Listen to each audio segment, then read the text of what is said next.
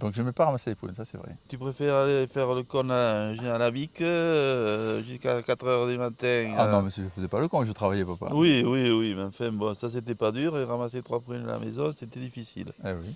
Bonjour, je suis Fabrice Léger, bienvenue au domaine de la prune à Saint-Étienne-de-Villeréal. Dès que le facteur passait, c'était important d'aller lire le journal. Eh oui, pour se Ça tenir ça prenait du temps, je trouve. Les premières prunes que j'ai ramassées, c'était avec ma grand-mère, j'avais 10-12 ans. Hein. Autrefois, c'était des petits...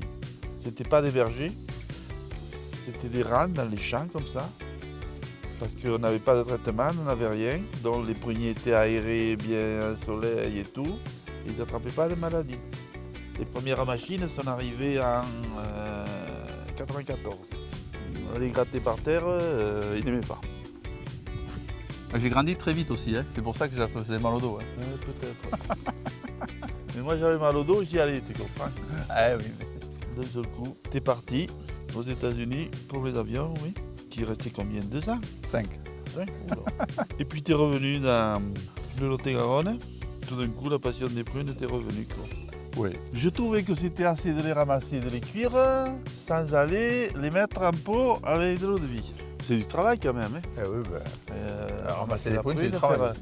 Ah si, des anecdotes marrantes, c'était le 3e mi-temps de rugby, quoi, où il venait finir les cantines à la maison. Quoi. Et qui avait son copain Olivier, qui disait à ses copains, ne faites pas de bruit, Jeannot il dort. Quoi. Ah mais c'est l'histoire, ça c'est en fait, le vendredi soir on s'entraînait, on allait manger chez Giroud, on allait au Gavroche, et quand le Gavroche fermait, on venait jouer au tarot généralement ici. Je pense qu'il y a plusieurs générations de Villeréalais. On finit dans le salon à Salarial, à manger des bocaux de prunes et à rentrer chez eux comme ils pouvaient pour faire le match du samedi. Voilà. Ça, vous en avez mangé les cantines de prunes ici. Hein. Ça, tous tes copains, ils s'en souviennent.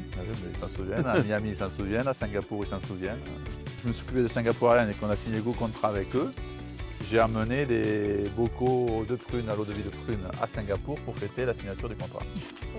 Donc pour rappel, la prune c'est un produit idéal pour une fin de repas convivial entre amis, en amoureux ou un repas à la maison. Et ça contient un seul produit, la prune dente sous différents formats, en pruneau d'Agen, distillé sous forme d'eau de vie de prune dente. Donc profitez-en et profitez de ces moments avec vos amis.